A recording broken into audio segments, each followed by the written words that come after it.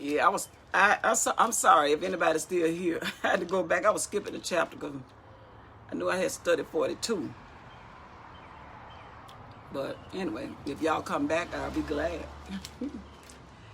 For those of you that were not with me a few minutes ago, I started in chapter 43, and I was supposed to go to chapter 42. I cannot afford to skip a chapter. All right. Okay, the last verse of chapter 41, all the countries, it was such a, hey Clara, all the countries came to Egypt, and this is what Joseph had told the king. Said the king had a dream, and he said that he dreamt that he saw fat cows being eaten up by skinny cows, and the skinny cows stayed thin. And then he saw fat corn eating up fat corn. I'm sitting outside, so I had to pause for the trucks to go by. Fat corn eaten up by skinny stalks, and they stayed skinny. And that bothered the king so much until the king heard that there was a dreamer that was locked up. And he said, go get that boy, because I have told the magicians, they don't know, and I told the people that had the degrees, and they don't know. They're just like us. We have to get a word from somebody who knows the word. So you can go to the familiar people and say, give me the word, and you got to make sure they're telling you the truth. Because you know the truth when you hear it. Hey, Robert. So now Joseph comes in and he tells the king exactly what he needs to do in order to get an understanding that that dream that you just had is gonna come to pass, and it's gonna be soon. And the king said, well, Joseph said, find you somebody that can manage, your stuff, because you're gonna be hit with this. And the king said, what other person can do it other than you? The Lord is with you. And so the king gave him his ring and changed his garment and put him on some clothes and said, nobody will be over you but me. And Joseph became the governor of Egypt. And this is where we start at in chapter 42. This is 42 chapters. That means we've been in Genesis 42 days. Of course, I started in the book of Daniel. And I have gone chapter per chapter, by chapter, by chapter, by chapter, and I'm circling around, and I'm coming back through the Old Testament. I started mid-Bible, the mid section of the word, if I can say it like that, almost at the latter end of the Old Testament, and I went all the way around through the New, and now I'm in Genesis 42. And if you stay with me, we can read it together, because we are required to eat all the food that God cooked. Every bit of it. And it's so much fun, because what you can get out of the word when you read it, if you're a teacher, you'll be a better teacher. If you're a writer, you'll be a better writer, because he leaves so many ways for you to be creative while telling the stories, and you can kind of relate it to what you go through. There's some good movies up in this thing, good books, good writing. The writer of writers wrote this. Let's hear what he had to say. All right, Genesis 42. Now when Jacob saw that Joseph is the governor, he's over the food supply, because now the famine has started, and Joseph is older than 30. So we know now he's about, he's 30. The first fat part of the years, when he stood before the king, he was 30. So we know he's about 37 years old now. Give or take, because the famine had started, so he's a little bit older than 37, if I'm not mistaken. Now when Jacob saw that there was corn in Egypt, because now the famine has gotten to the point that it's got all in the suburb areas. It's hundreds of miles away. But Daddy Jacob saw that there was corn in Egypt. Daddy said unto his sons, Jacob said unto his son, why y'all looking at one another? I mean, why y'all looking like that? And he said, behold, I have heard that there is corn in Egypt. He said, I heard that they got some corn in Egypt. Get you down from here and buy for us from there, that we may live and not die. He said, go get us some groceries. I heard that there's some corn in Egypt, and I need y'all to get out from here and go down there and get us something to eat. And they had to go down there and get a lot of food, but they're not just getting food, a snack for them. They had to go get it for their wives and their children and their daddy and the cows. These are some hard-working men. Again, I'll say this much. Jacob is sending them from Canaan to Egypt. That's a little while away, but it's not going to take 40 years to do it. It only takes 40 years for people who don't obey. The people who got a way of thinking that's not like the one who's in charge, who is God. God has shown more than one time how you can get from Canaan to Egypt, and it does not take 40 years. But we will learn on in this story that some kind of way this trip got long. Because had it taken 40 years, everybody would have died in Canaan anyway. But God had a plan, and it's called the plan of obedience. So this daddy told him to go down there and get something to eat. And Joseph's 10 brothers went down to buy corn in Egypt. So they got together, this same 10. These are the boys that stuck together. These are the boys that's how God wants us. In trouble, they stuck together. In hunger, they stuck together. The only time these brothers split up is when they want to go have a sexual relationship. One of them had a sexual relationship with his daddy concubine. One of them had one with a prostitute. One of them had sex with he might have been the same one with his daughter-in-law. God keeps it real. I love his stories. I like to sit up under God because he don't butter stuff up. We ain't gonna talk about that because the little children in here. I told my boys all this. I taught them everything. I'm not God. I'm not smart enough to keep out. They learn everything else incorrectly. And he said, behold, I have heard that there is corn in Egypt. Get you down from here and go down there and get us something to eat, that we might live and not die.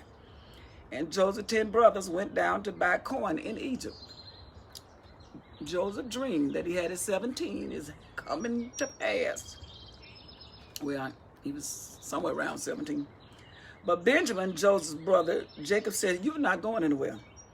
Jacob sent not with his brother, for he said, lest perhaps mischief befall you. I ain't going through this a second time. Baby Benjamin, you be still. You the son of the woman I love. You all I got left of her. And the son of Israel came to buy corn. So the 10 brothers came to buy corn. Among those that came. In other words, they weren't on somebody in line to get their corn.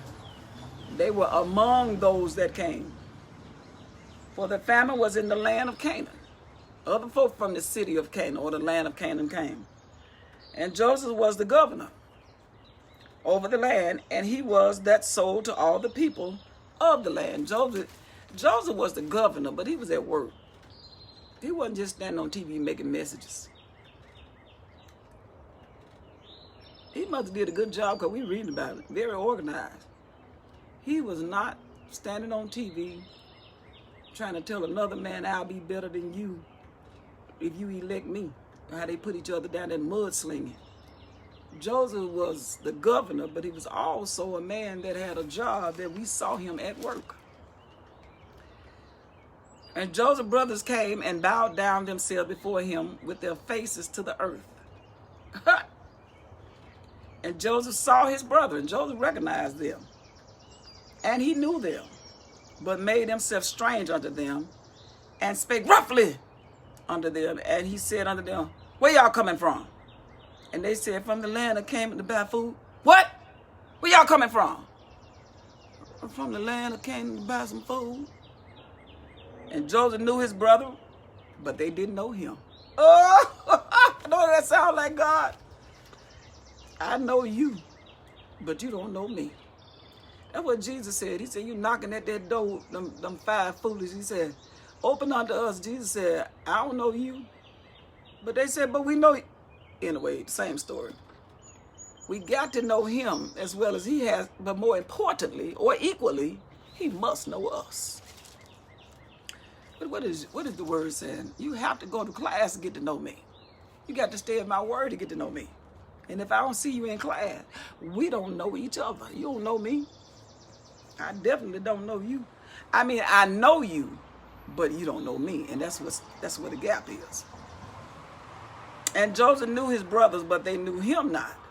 And Joseph remembered the dreams, the memory coming back, which he dreamed of them, and said unto them, you spies, you came to see the nakedness of the land. You are come. You're trying to see what's going on over here. You think, what you thought we had nothing? No. Looking at y'all. And they said unto him, nay, my Lord. But we come to buy food. But to buy food of your servant. And they said unto him, nay, my Lord, but to buy food are thy servants come. That's the reason why we can't get some food. We are all one man's sons. We are true men. Thy servants are no spies. I'm your servant. We are no spies. And he said unto them, nay, but to see the nakedness of the land you are come. And Joseph putting on a little show right here. He's acting.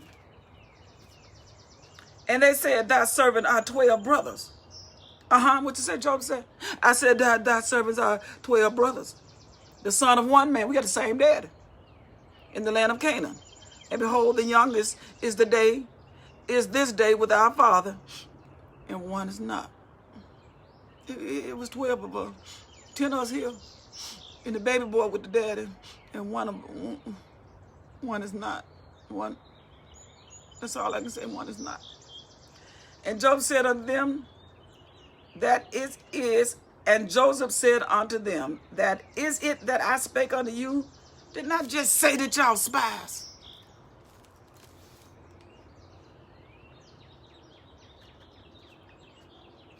And he said unto them, nay, but to see the nakedness of the land you are come. And they said, thy servants are 12 brothers, the sons of one man in the land of Canaan. And behold, the youngest is this day with our father, and one is not.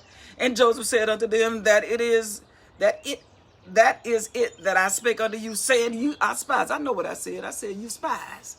I said, you spies. Hereby you shall be proven. By the life of Pharaoh, you shall not go forth. You ain't going nowhere, except your youngest brother come here. You ain't no spy. I'm gonna keep you here. I got my commanding chief, and by the oath of Pharaoh, you ain't getting nothing until I see my little brother. I mean, your youngest brother. I'm gonna prove you. I'm gonna find out if you're telling the truth. I tell you what I want you to do. Send one of you and let him fetch your brother, and you shall be kept in prison, that your words may be proved. Now, one of y'all go fetch your brother, and you shall be kept in prison, that your words may be proved, whether there be any truth in you, or else by the life of Pharaoh, surely you are spies. I'm telling you right now. And he put them all together in one ward 3 days. Put them in the same jail cell for 3 days. And Joseph said unto them the third day, 1, 2, 3, this do and live, for I do fear God. If ye be true men, let one of your brothers be bound in the house of your prison. Now go ye, carry corn for the famine of your houses. Now get enough food and take it on to the house. But one of y'all gonna stay here. But bring your youngest brother unto me, so shall your words be verified, and ye shall not die. And they did so. And they said one to another,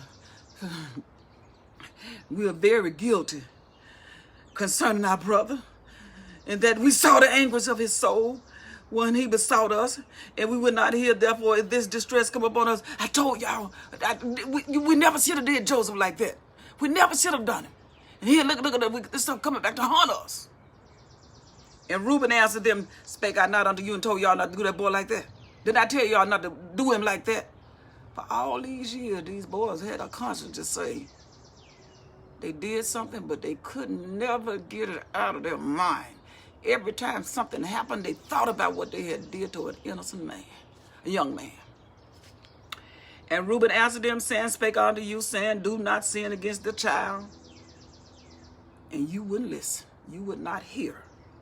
Therefore, behold, also his blood is required.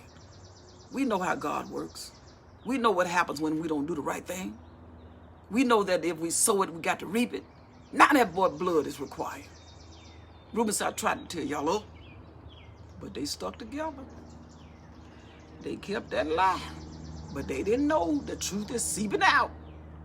And they knew not that Joseph understood them. Joseph said, I understand everything y'all saying. I know who you are, and I really do understand what y'all saying. For he spake unto them by an interpreter. Joseph would say something, and then the interpreter would repeat what he said, because Joseph was smart. He had speak more than one language. But they didn't know it. All they saw was a man that had power, and they were talking the truth, and Joseph heard it and understood. That's what God is. You don't care what language you speak in. He's understand everything you say. Whether you speak it in English, Spanish, Korean, no matter what we speak, God said, you think, I know what you're saying. I don't need no interpreter. Joseph didn't need one either. And they knew not that Joseph understood them, for he spake unto them by an interpreter. And he turned himself about from them, Joseph said, and wept. Joseph was still human. He went behind the scene, he turned himself and did this.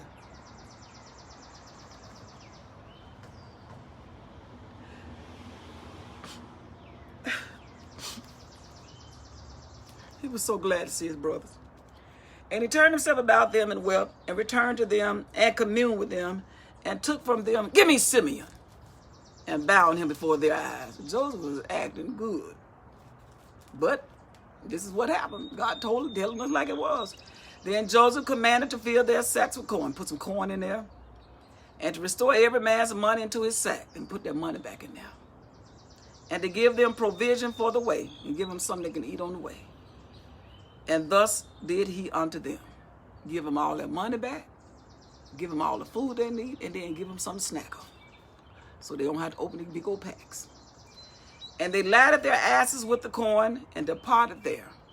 So they got their transportation, put that stuff on them, got their wasp, and they left there. And as one of them opened his sack to give his ass provender in the inn, he noticed his money. For behold, it was in the sack's mouth. He said, what? And he said unto his brother, my money is restored. And lo, it is even in my sack. And their heart failed them. Oh, them guys got sick. And they were afraid, saying one to another, what is this that God has done unto us? What is the law? Why, every time something happens, we always blame it on God. Especially that stuff when we know it's payback time. Can y'all see me? Because it look like the sun is hiding y'all from me. I can't hardly see myself. They say every time, every time we do something we ain't got no business, the first thing we hook up with that thing that God told us not to do. I shouldn't have slept with him. Maybe I'm breaking out because I slept with him. Maybe I'm going through because we know when we displease God, because as soon as the consequences start that are unknown, well, we can't make sense of it. The first thing we know is God getting us. Is God getting us back? Wait and see. And they came unto Jacob, their father. Finally got back home to daddy. I'm trying to see, can y'all see me? I may have to change this thing. Yeah. Because I can't hardly see. But anyway, y'all can hear me though. And they came back home to daddy's house.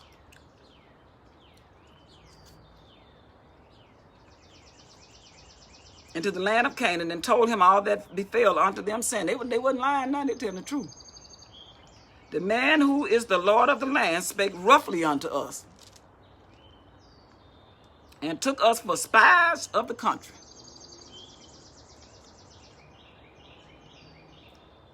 And we said unto him, we are true men, we are no spies. We be 12 brothers, son of our father, same daddy. One is not. Joseph is dead. You dead. And the youngest is that the day, and the youngest is still with our dad in the land of Canaan. And the man, the Lord of the country, said unto us, hereby shall I know that ye are true men. Y'all want to be true, leave one of your brothers here with me. Take that food back to the house for the famine of your household, and be gone. Go on back home. Go feed the folk at the house. I'm going to leave one of y'all here, and you get on back to the house. They telling the dad of them. And bring your youngest brother unto me, then shall I know that you are no spies, but that ye are true men. So will I deliver you your brother, and you shall traffic in the land. All right, you want to go back and forth? Go home and get your brother. Bring that youngest one back in. Let me make sure that he is as you said. And it came to pass as they emptied their sacks. All right, now they emptied all that stuff. And it came to pass as they emptied their sacks that, behold, every man's bundle of money was in his sack. Oh, God, I lost my appetite. I ain't even hungry. Done walked all them miles to get this food. I ain't hungry now. And when both they and their father saw the bundles of money, they were afraid. Boy, what in this world have you done to us? What in the world? Jacob is looking at them like, boy, what is this? You mean to say I sent you all the way down there to get the food and y'all done stole money from the man? You didn't pay for it? How'd it get in your sack? Explain that. I don't understand it. This Jacob talking. It's the daddy talking. And they were scared. Jacob's like, I don't get this. And Jacob, their father, said unto them, me have ye bereaved. You have bereaved me of my children. I just kind of, I'm looking at Jacob's like, you bereaved me? You mean you caused me? I just know I can't trust y'all no way. I ain't really never fully been persuaded that y'all don't really know what happened to Joseph, bringing me that coat back and then asking me, is this Joseph's coat? Something ain't right. Then I know the smell of a human blood and the smell of a goat. That sin always been between me and my nose, but nevertheless, the boy didn't come back, and I accept that. That's me saying that. And Jacob, their father, said unto them, me you have bereaved of my children. Joseph is not. Simeon is not. And you want to take my baby boy, Benjamin? All these things are against me. I heard somebody say, Jacob, if only you knew the truth. But he talking like I would talk. This is all the limited knowledge that I have. I'm telling the truth as I know it. I don't like the sound of this, because I'm limited in knowing that God told me that it's going to be well. And all of this is, and he just didn't remember that part right then. Because right now, I heard somebody say, when we get in trouble, we kind of sum things up. But that's the time that we got to go back and get that word and hang in. What did the word say? But anyway, that's what Jacob said. And Reuben spake unto his father, saying, he said, Dad, we got to go get that boy. You got to let us take him back. And Reuben spake unto his father, saying, you can kill my 2 sons. I'd rather for you to take my boy's life. If I bring him not back to you, deliver him into my hand, and I will bring him back. And I will bring him back to you again, Lord. You know good and well. Daddy, you know you are our son. You know we your son, right? One thing we don't do, we might do some dirty stuff. But when it come down to it, we men of our word. We might tell you one thing and then we do another, but when we get through at the end of the day, we're going to tell you the truth and why we did. That's why we killed that whole city. You slayed my sons, 2 of mine. I give you permission. You give me this boy. I'm going back down to Egypt. And I'm gonna bring Simeon back. And I'm gonna bring Benjamin back too. He wasn't playing. And he said, my son shall not go down with you, for his brother's already dead. And he is left alone. I ain't letting you have my last boy by the mama that I love. If mischief befall on him by the way in the which you go, then shall you bring me down to my gray hairs with sorrow to the grave. Boy ain't going nowhere. The end of the story. But that's not the end. You got to keep reading. Ain't God a good writer? Talk to y'all later. Bye-bye.